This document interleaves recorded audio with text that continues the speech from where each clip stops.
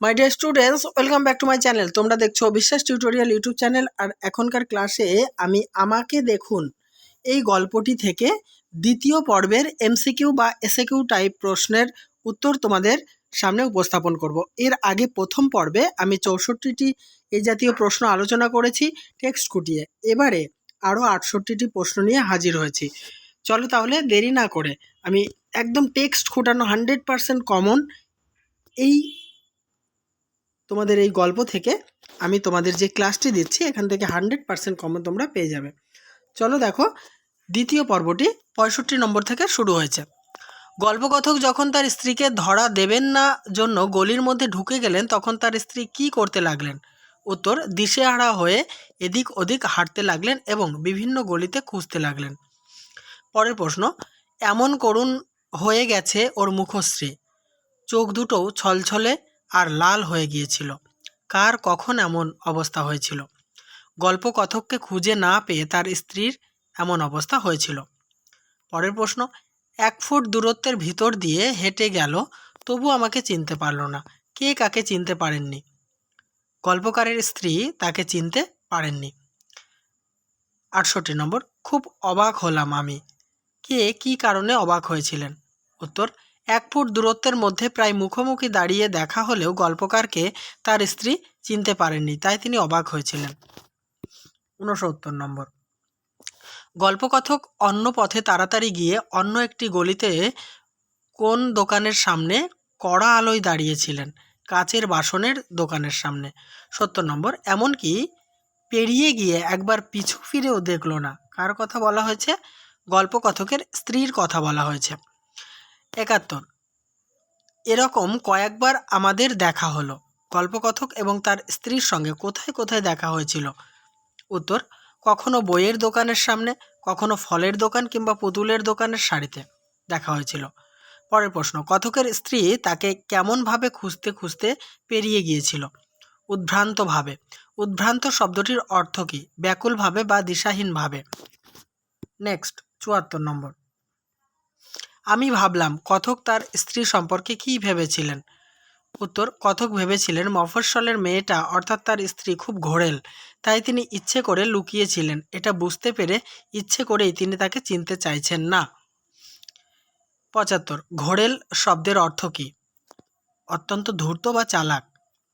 76, স্ত্রীকে প্রথম অবস্থায় ঘোরেল বলে মনে হলেও পরে কেন কথকের সেটা সত্যি বলে মনে হচ্ছিল না? উত্তর, স্ত্রীর মুখের করুণ এবং ক্রমশ করুণতর অবস্থা দেখে তা সত্যি বলে মনে হচ্ছিল না। 77, ওর রাস্তা আটকে দাঁড়িয়ে গেলাম। অবশেষে লেখক কোন দোকানের সামনে তার স্ত্রীর রাস্তা আটকে দাঁড়িয়েছিলেন? ঘড়ির দোকানের সামনে। 78, ও ভীষণ চমকে গিয়ে অবাক হয়ে আমাকে দেখলো। কে কাকে দেখলো? গল্পকথকের স্ত্রী গল্পকথককে দেখল। 79, তুমি তুমি কোথায় ছিলে তুমি? আমি কতক্ষণ তোমাকে খুঁজছি। বক্তাকে। কথকের স্ত্রী। 80 নম্বর, বাসায় ফেরার সময় ওকে আমি বললাম যে বাসায় ফেরার সময় কথক তার স্ত্রীকে কি বলেছিলেন? কথক বানানটা মিস্টেক হয়েছে। উত্তর, কথক তার স্ত্রীকে বলেছিলেন লুকোচুরি খেলার সময় তিনি বারবার তার স্ত্রীর সামনে এসে তাকে ধরার সুযোগ দিয়েছেন এবং সামনেই দাঁড়িয়েছিলেন, কিন্তু তার স্ত্রী তাকে দেখতে পায়নি। 81, আশ্চর্য এই যে তখন আমার মনে হলো ও সত্যি কথাই বলছে। কথকের স্ত্রীর কোন কথাকে সত্যি কথা বলে মনে হয়েছিল? উত্তর, কথকের স্ত্রী অনেকক্ষণ ধরে কথককে খুঁজেছেন, এই কথাটি সত্যি বলে মনে হয়েছে। নেক্সট, প্রথমটাই বিশ্বাস করলো না। কে প্রথমে কি বিশ্বাস করেনি? উত্তর, লুকোচুরি খেলার সময় গল্পকার যে তার স্ত্রীকে অনেকবার ধরার সুযোগ দিয়েছেন, এমনকি স্ত্রীর সামনেই দাঁড়িয়েছিলেন গল্পকার, এই কথাটা তার স্ত্রী প্রথমে বিশ্বাস করেনি। 83, এরকম করাটা বিপজ্জনক। কি করাটা বিপজ্জনক বলে গল্পকারের স্ত্রী জানিয়েছেন? লুকানোটা বিপজ্জনক। নেক্সট, আমি নামার আগেই কন্ডাক্টর বাস ছাড়ার ঘন্টি দিয়ে দিল। এখানে আমি কে? গল্পকথক। 85, কে কনুইয়ের আঘাতে কথকের চশমাটা বেঁকিয়ে দিয়েছিল? হাওয়াই শার্ট পরা একটা ছোকরা। 86, আজকের দিনটা বেশ ভালোই। গল্পে বর্ণিত দিনটি কেমন ছিল? ফুরফুরে হাওয়া আর রোদ দিয়ে মাখামাখি একটা আদুরে আদুরে গা ঘেঁষা দিন। আর শরৎকাল বলেই গরমটা ছিল নিস্তেজ। 87 নম্বর। কথকের অফিসটি কোথায়? উত্তর, রাস্তা দিয়ে কিছুটা হেঁটে দূরের ক্রসিংটির পরেই কথকের অফিস। 88। যে লিফটে দাঁড়িয়ে কথক দোতলায় ওঠেন তার বয়স কত? আনুমানিক 100 বছর। 89। চারিদিকে কালো লোহার গ্রিল, ঠিক একখানা খোলামেলা খাঁচার মতো মাঝে মাঝে একটু কাঁপে আর ধীরে ধীরে ওঠে। কি সম্পর্কে মন্তব্যটি করা হয়েছে? লিফট সম্পর্কে। 90। কথক কত বছর ধরে এই লিফটে ওঠেন? 13 বছর। 91। 13 বছর ধরে গল্পকার সপ্তাহে কদিন লিফটে ওঠেন? 6 দিন। লিফট ম্যানের নাম কি? রামস্বরূপ আভোগী।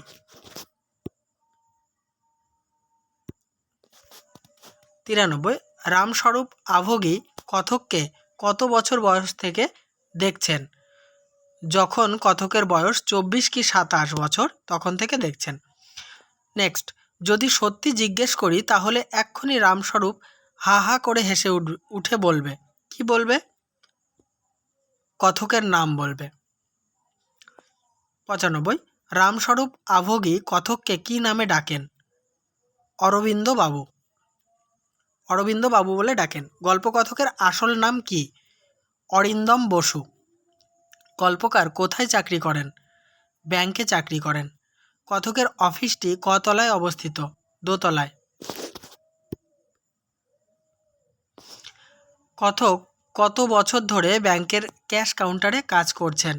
গত 10 বছর ধরে। গল্পকারকে ক্যাশ থেকে অন্য কোথাও দেওয়া হয় না কেন? কারণ গল্পকার খুব চটপট টাকা গুনতে পারেন এবং হিসেবেও অনেক পাকা। 101 নম্বর প্রশ্ন। 10 বছর ধরে গল্পকার দক্ষতার সঙ্গে কোথায় কাজ করেছেন? ক্যাশ কাউন্টারের কখনো পেমেন্ট আবার কখনো রিসিভিংয়ে কাজ করেছেন। 102। কারণ ওখানেই সবচেয়ে সতর্ক লোকের দরকার হয়। কোথায় সবচেয়ে সতর্ক লোকের দরকার হয়? ব্যাংকের ক্যাশ কাউন্টারে, অর্থাৎ পেমেন্টেই বেশি সতর্ক লোকের দরকার হয়। নেক্সট, গল্পকার ক্যাশ কাউন্টারে কিসের মধ্যে বসেন?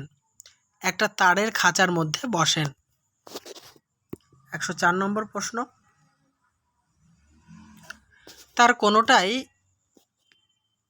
কোনটায় কত টাকার নোট, তার কোনটায় কোন খুচরো পয়সা রয়েছে তা আমি নির্ভুলভাবে চোখ বুজে বলে দিতে পারি।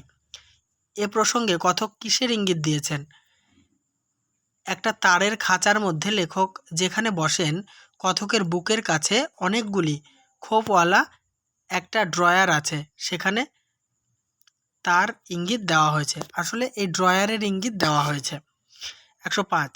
কথকের সামনের ঘুলঘুলিটা দিয়ে যারা তাকে দেখেন তাদের কথকের ব্যবহার দেখে কি মনে হয়? খুবই ক্লান্তিকর লাগে। 106। ইস, লোকটা কি একঘেয়েভাবে কাজ করছে, কি একঘেয়ে। কথককে দেখে কাদের এমন মনে হয়? ব্যাংকের গ্রাহকদের এমন মনে হয়। 107। অরিন্দম বসু অর্থাৎ গল্পকথকের ব্যাংকের পুরনো খদ্দেরের নাম কি? রামবাবু। 108। কে রামবাবুকে খুব খাতির করেন? এজেন্ট। 109। কার প্রকাণ্ড কারখানা আছে? রামবাবুর। রামবাবু লোকটি কেমন? ভীষণ খুঁতখুঁতে। রামবাবু বেশিরভাগ সময়ে কি করেন? লোক না পাঠিয়ে নিজেই ব্যাংকে এসে চেক ভাঙিয়ে নিয়ে যান। 112। তিনি ঘুলঘুলি দিয়ে প্রসন্ন হাসি মুখে ধন্যবাদ দিয়েছেন। কে কাকে কখন ধন্যবাদ দিয়েছেন? উত্তর, অরিন্দম বসুর কাছ থেকে পেমেন্ট পেয়ে রামবাবু ঘুলঘুলি দিয়ে প্রসন্ন হাসি মুখে ধন্যবাদ দিয়েছেন। 113। গল্পকথক অরিন্দম বসুর কোন আত্মীয় কলকাতায় বেড়াতে এসে অনেক টাকা উড়িয়েছিলেন?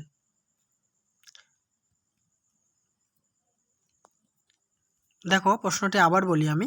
গল্পকথক অরিন্দম বসুর কোন আত্মীয় কলকাতায় বেড়াতে এসে অনেক টাকা উড়িয়েছিলেন?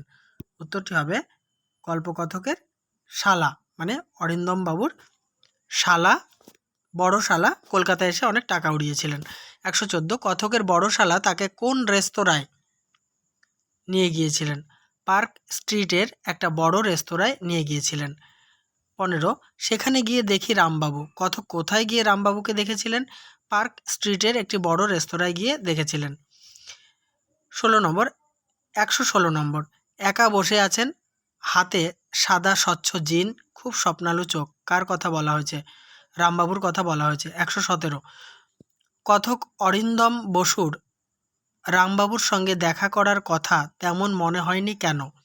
কারণ অরিন্দম বসু ভাগ্যোন্নতির কথা খুব একটা বিশ্বাস করেন না বা ভাবেন না। 118 কী কারণে অরিন্দম বসু রামবাবুর দিকে এগিয়ে গিয়েছিলেন? পুরনো চেনা লোক, তাই এগিয়ে গিয়েছিলেন। 119 রামবাবু ভ্রু তুলে বললেন। রামবাবু ভ্রু তুলে অরিন্দম বসুকে কি বলেছিলেন? কোথায় দেখেছি বলুন তো, মনে পড়ছে না। 120 তখন শালার সামনে ভীষণ লজ্জা করছিল আমার। কখন কথকের তার শালার সামনে ভীষণ লজ্জা করছিল? উত্তর, যখন পার্ক স্ট্রিটের রেস্তোরাঁয় কথককে বহুদিনের চেনা রামবাবু চিনতে পারেননি, তখন শালার সামনে লজ্জা পেয়েছিলেন কথক। 121 তবে আমার বেইজ্জতি হয়ে যাবে। কখন কথকের বেইজ্জতি হয়ে যাবে? উত্তর, রামবাবু যদি কথকের শালার সামনে তাকে সত্যিই চিনতে না পারেন কিংবা সত্যিই যদি অহংকারী হয়ে থাকেন, তাহলে কথকের বেইজ্জতি হয়ে যাবে। 122 অরিন্দম বসু রেস্তোরাঁয় তার শালার সামনে রামবাবুকে নিজেকে চেনানোর জন্য কি বলেছিলেন?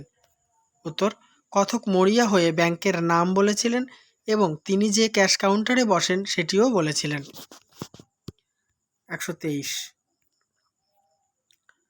সঙ্গে সঙ্গে পরিষ্কার জিনের মতোই স্বচ্ছ হয়ে গেল তার মুখ। প্রসন্ন হেসে বললেন, চিনেছি। এখানে কে কাকে চিনতে পেরেছেন? উত্তর, রামবাবু অরিন্দম বসুকে চিনতে পেরেছেন। 124 কি জানেন, ওই ঘুলঘুলি আর ওই খাঁচার মধ্যে দেখতে দেখতেই অভ্যস্ত হয়ে গেছি, তাই হঠাৎ এ জায়গায়, বুঝলেন না বক্তাকে? উত্তর হচ্ছে রামবাবু, বক্তা হলেন রামবাবু। 25 নম্বর ওটা ছাড়া মানুষের আর আছেটা কি যে তাকে চেনা যাবে?